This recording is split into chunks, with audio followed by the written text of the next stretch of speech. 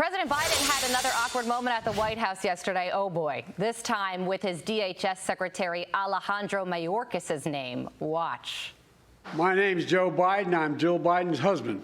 Thanks to all the members of Congress and Homeland Security Secretary. I'm not sure I'm going to introduce you all the way. Joe Concha is a Fox News contributor, and he joins me now. Joe, that was a tough moment to watch, and it's not going to help with his age concerns.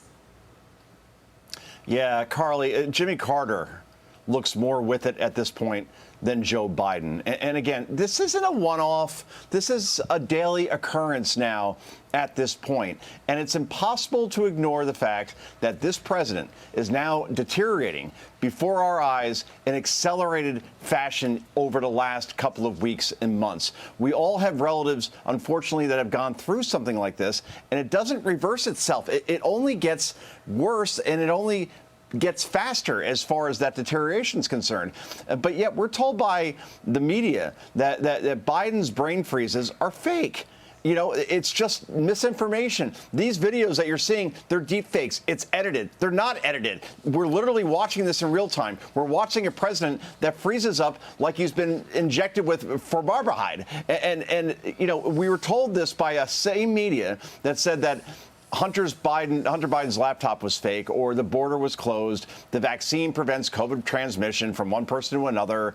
No, COVID didn't come from a Wuhan lab that literally studies coronaviruses. So this is the messenger, and this is why we can't believe it when they say what you're watching on your screen actually isn't happening. That frees up. But we all have eyesight and we all have hearing, and the majority of us are sane at last check.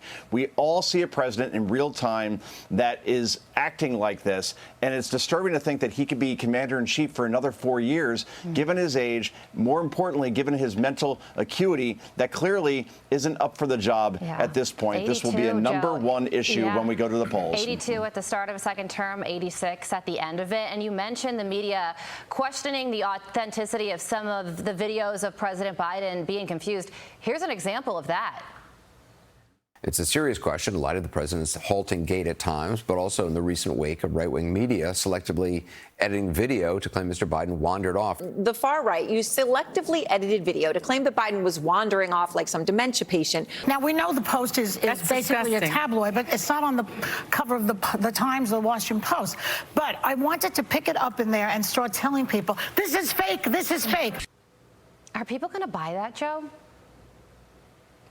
No, they're not, clearly, because you see poll after poll, Carly, that shows 75, 80% of the country. So that means not just far-right Republicans, but also independents and Democrats do not want Joe Biden to run for a second term and serve until he's 86 years old, because to your point, he'll be 82 soon. And this is the 81-year-old version. And as I said before, this thing it's not like toothpaste. You can't put it back in the tube. You know, this is going to only get worse at this point, and I don't know what Democrats do.